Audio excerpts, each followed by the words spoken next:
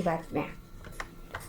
आकाशवाणी नागपूर. संस्कृती भिलोंडे आपल्याला ठळक बातम्या देत आहे.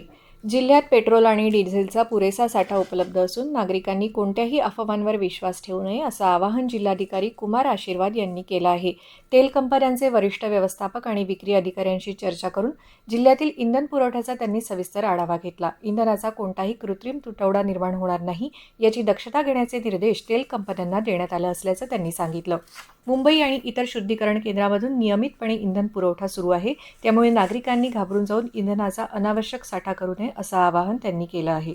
शासकीय कामातील प्राधान्य असलेल्या जनगणनेच्या कामात दिरंगाई करणाऱ्या किंवा कर्मचाऱ्यांना या कामासाठी कार्यमुक्त करण्यास टाळाटाळ करणाऱ्या संस्थांवर आणि संबंधित अधिकाऱ्यांवर कठोर कारवाई करण्याचे निर्देश मनपा आयुक्त डॉ. विपिन ईटनकर यांनी दिले आहेत. ते स्वतः जनगणनेच्या कामात लक्ष देऊन आकस्मिक पाहणी करणार आहेत. शहराअंतर्गत सुरू असलेल्या जनगणनेच्या सद्यस्थितीचा आढावा त्यांनी आज घेतला, त्यावेळी ते बोलत होते. नागपूरचे उद्योगपती, समाजसेवक आणि ऑपरेशन सिंदूरसाठी शस्त्रास्त्र निर्मिती करणाऱ्या सोलर डिफेन्स आणि एरोस्पेस लिमिटेडचे अध्यक्ष सत्यनारायण नुवाल यांना आज राष्ट्रपती द्रौपदी मुर्मू यांच्या हस्ते पद्मश्री पुरस्कारानं सन्मानित करण्यात आलं. अमरावती जिल्ह्यातील राष्ट्रसंत तुकडोजी महाराजांचे अनुयायी आणि अखिल भारतीय श्री गुरुदेव सेवा मंडळाच्या माध्यमातून समाजसेवा करणारे समाजसेवक जनार्दन बापूराव बोथे यांनाही आज राष्ट्रपतींच्या हस्ते पद्मश्री पुरस्कार प्रदान करण्यात आला. आज राष्ट्रपती भवन इथं आयोजित पद्म पुरस्कार वितरण समारंभात उपराष्ट्रपती CP राधाकृष्णन, पंतप्रधान नरेंद्र मोदी आणि केंद्रीय गृहमंत्री अमित शहा उपस्थित होते.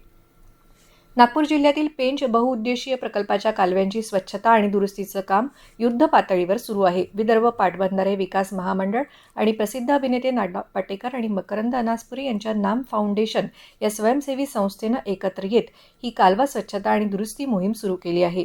या मोहिमेमुळे कालव्याच्या विसर्ग क्षमतेत वाढ होईल आणि सिंचनाची व्यवस्था सुरळीत होण्यासह पाणी बचतही होणार असल्याचा विश्वास सिंचन विभागातील अधिकाऱ्यांनी व्यक्त केला आहे. विदर्भात पुढील 3 दिवस उष्णतेची लाट कायम राहणार असून अमरावती आणि पश्चिम विदर्भात कमाल तापमान 45 अंशांच्या आसपास राहण्याची शक्यता हवामान विभागानं व्यक्त केली आहे. विदर्भातील ब्रह्मपुरी इथं आज सर्वाधिक 46.6 अंश सेल्सिअस इतक्या कमाल तापमानाची नोंद करण्यात आली आहे. त्यापाठोपाठ गडचिरोली इथं 46.2, चंद्रपूर आणि नागपूर इथं 45.6 अंश सेल्सिअस इतक्या तापमानाची नोंद करण्यात आली.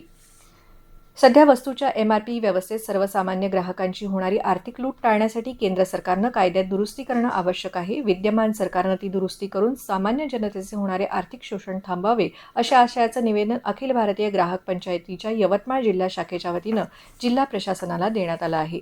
याबरोबरच हे बातमीपत्र संपलं. यापुढील बातमीपत्र उद्या सकाळी 10:58 प्रसारित करण्यात येईल. नमस्कार.